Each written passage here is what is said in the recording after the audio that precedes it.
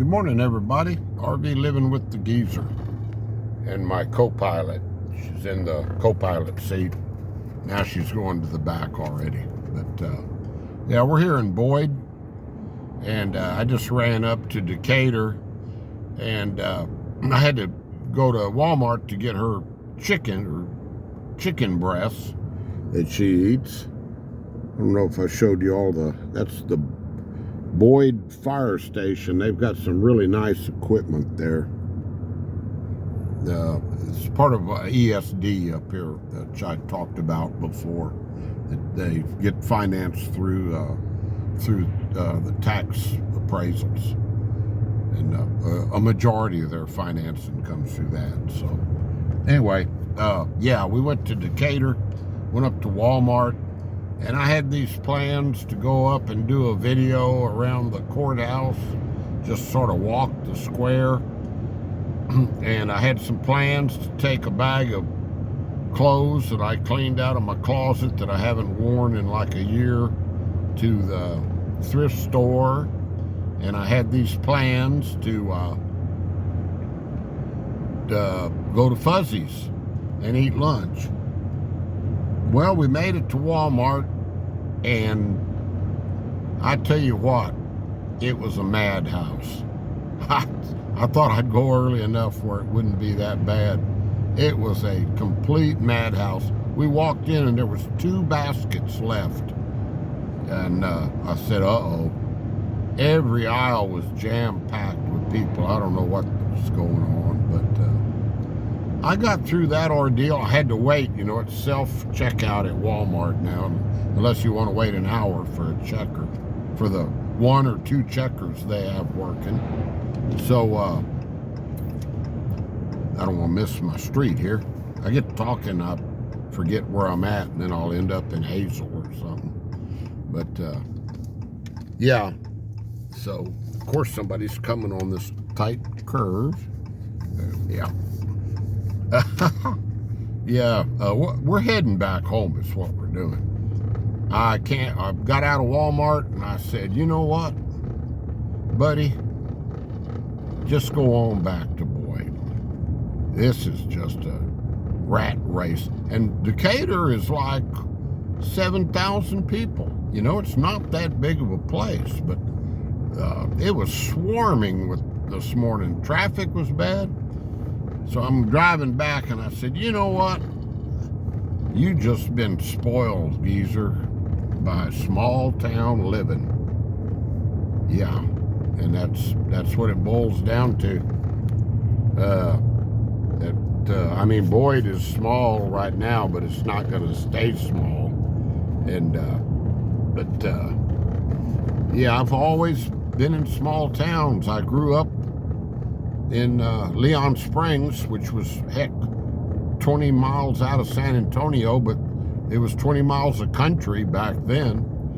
And then, let's see, it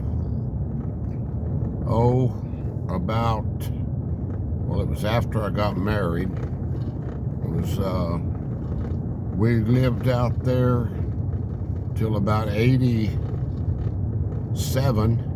And it was starting to get crowded, and I had the 3 kids then, and I said I don't want them to go to the big school, because I went to Bernie, which was a small school back then when I went, and so we moved up to the Bernie area, put them in school there in Bernie, and we lived in that place for about 10 years. And then Bernie started growing really fast. So we moved again and went up to Comfort, and it was fine. It was a small town. And Comfort is growing, but it's still not that bad right now. And there's a little buffer zone between Bernie and Comfort that it's growing, but not that quick as far as houses and people. Yeah. So then, well, actually, we moved up to Sisterdale, not Comfort, but my son went to school in Comfort. And then I worked up there for a while, and drove a bus and everything for Bernie and Centerpoint. This is after I retired from the fire department. And we're just cruising around, guys, this morning. I'm just looking for livestock for y'all and blabbing. And so then when I decided, when I turned 62, I'd always wanted to go to, you know, I kept going out to West Texas for the summers. And I said, I'm moving out there. So I did. So I got further out to the, you know, all this I'm talking about is I kept moving to small towns my whole life, you know. And so I guess I'm just spoiled by them. And now I go to some place like this morning and it was a crowd, and yeah, it's crazy. So it's just, you know, I put stuff off. Like, I'm not gonna go do what I needed to do today. I'm getting out of here. You know, we're gonna hightail it back to the sticks. So yeah, now this is my type of road here. See, no traffic. Nah. But anyway, yeah, just a little video this morning, just talking about small towns versus big town living for me, and there's just no question, you know. So yeah, I'll stay up here till my son's softball season is over. It'd be end of April or first part of May, and it's getting hot then, and that's when I'll haul my trailer back out west. And yeah, and I've coming up with a little plan, little idea for out there. I'm gonna talk to my son about it, 'cause I might need a little assistance, but I'm gonna keep my eyes open for maybe a little piece of property out there with some hookups where I could put either it would really be good to find a piece of property like that had a mobile home on it or something that had the hookups already. And Fort Davis doesn't have any, they're not incorporated, so they don't have a bunch of strict rules. There's people living full-time in RVs out there. So if I could find a little piece of land out there, you know, it wouldn't have to be much at all, and then put in a couple of RV hookups, then he would have a place to come in the summers, you know, and wouldn't have to make reservations at a state park or anything. And, you know, I would just live out there.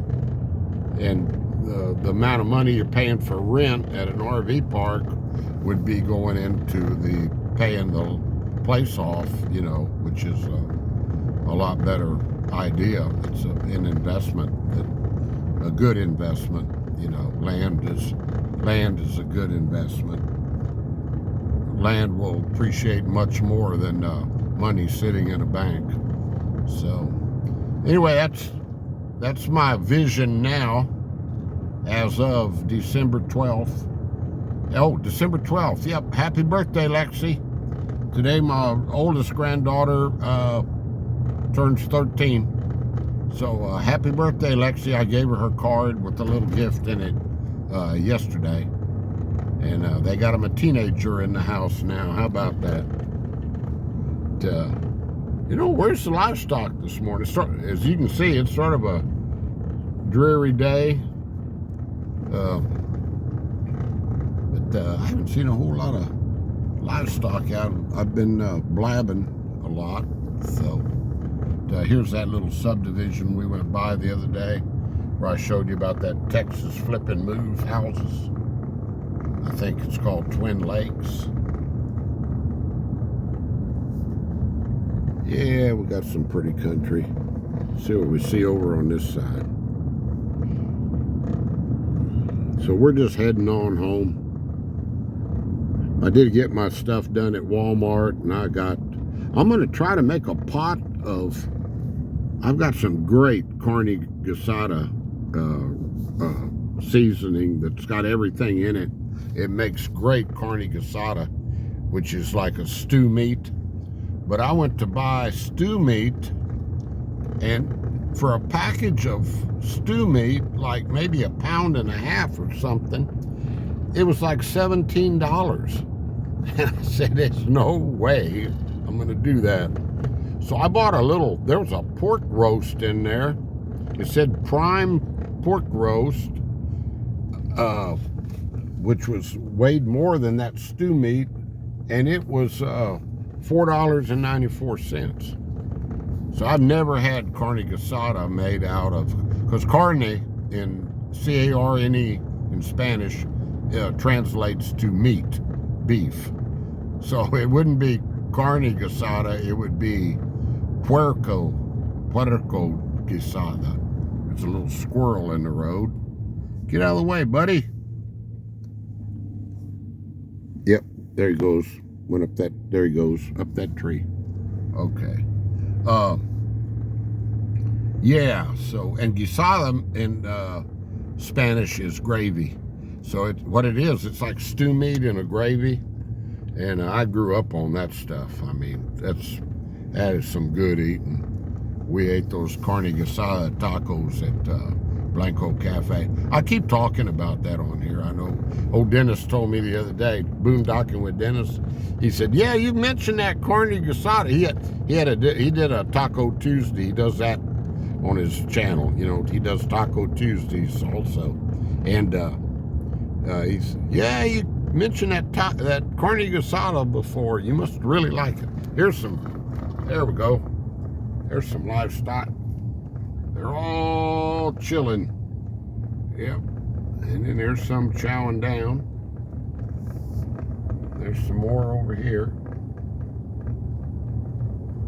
All right, guys. I guess this one's gone long enough. So I just wanted to talk about small town living and being spoiled by it.